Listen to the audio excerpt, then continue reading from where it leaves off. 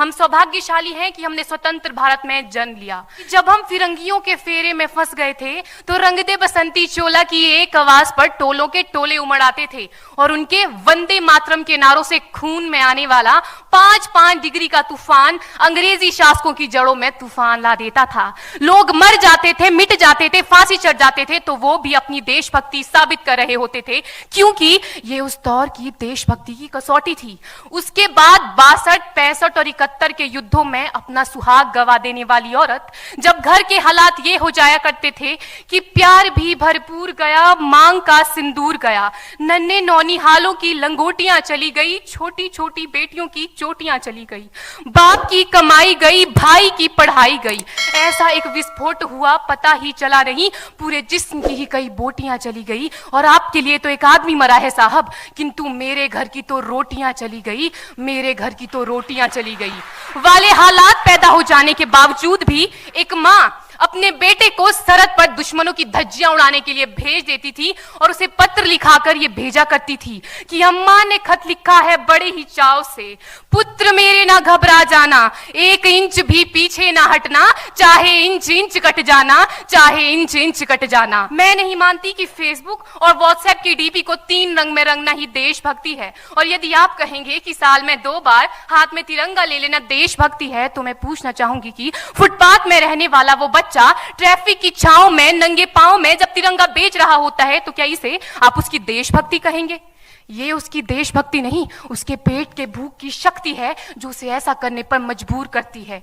क्योंकि ना मस्जिद को जानते हैं, ना शिवालों को जानते हैं, ना मस्जिद को जानते हैं, ना शिवालों को जानते हैं। जो पेट के भूखे होते हैं ना, वो सिर्फ भोजन के निवालों को जानते हैं, वो सिर्फ भोजन के निवालों को जानते हैं। कि हर देशद्रोही ये समझ सके कि अगर तू परिंदा है तो ये आसमान तेरा है, अगर तू दरिंदा है तो ये शमशान तेरा है, भाईचारे से रहना है तो रह इस जमीन पर, वरना ये कब्र भी तेरी है और यही कब्रिस्तान तेरा है और यही कब्रिस्तान तेरा है। लेकिन एक देशद्रोही से ज्यादा देशभक्ति तब आहत होती है जब एक बेटा अपने बूढ़े माँ बाप को वृद्धाश्रम की चौखट पर छोड़ आता है। करा उठती है वो देशभक्ति जब मुसीबत में फंसे लोगों की जान बचाने से ज्यादा हम सेल्फी लेकर अपने लाइक बढ़ाने में लगे रहते हैं। आज के इस दौर में वो युवा जिनके ऊपर जिम्मेदारी थी अपने देश, अपने समाज, अपने राष्ट्र की आशाओं को बांधे रखने की, वही युवा अब 4x4 इंच की छोटी सी स्क्रीन पर अपनी कोमल अंगुलियों के घर्षण मात्र से अपनी भावनाओं की इमोजी भेज रहा है। 4 बोतल वोट का काम मेरा रोज का ने भारत का भविष्य तबाह कर रखा है। ना सरकार मेरी है, ना रब मेरा है, ना सरकार मेरी है, ना रब मेरा है, और ना ही ये बड़ा सा नाम मेरा है। बस इतनी सी बात का गुरूर है मुझे कि मैं भारत की हूं और ये भारत मेरा है और ये भारत मेरा है। परंतु एक वैचारिक बीमारी हमारे समाज में मुझे नजर आती है। कहा जाता है हम दुनिया के सबसे बड़े लोकतंत्र हैं, जहां हिंदू पैदा होते हैं, मुस्लिम, सिख और ईसाई भी पैदा होते हैं, लेकिन बदकिस्मती है अब इंसान पैदा नहीं होते। और मेरे विचारों में ना हिंदू की जरूरत है, ना मुसलमान की जरूरत है।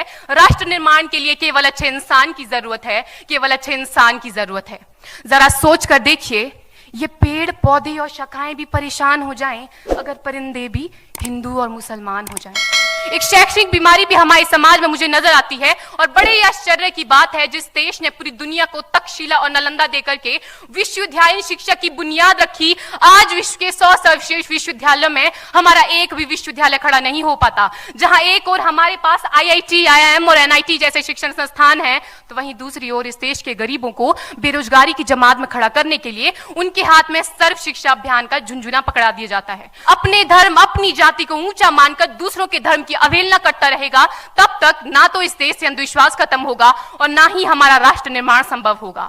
हमारी संस्कृति, हमारी सभ्यता को दुनिया ने शीश नवाया है, तो क्यों आस्था के नाम पर हमने अंधविश्वास फैलाया है? और मैं सैल्यूट करना चाहूंगी सरहद पर दिन रात हमारी रक्षा के लिए खड़े हर उस जवान को, इस देश की पुलिस, प्रशासन और किसान को, और इस देश के हर उस व्यक्ति को जो अपना काम पूरी ईमानदारी, पूरी मेहनत और पूरी लगन से करते हैं, जिनके बिना राष्ट्र निर्माण की कल्पना करना भी असंभव सा लगता है।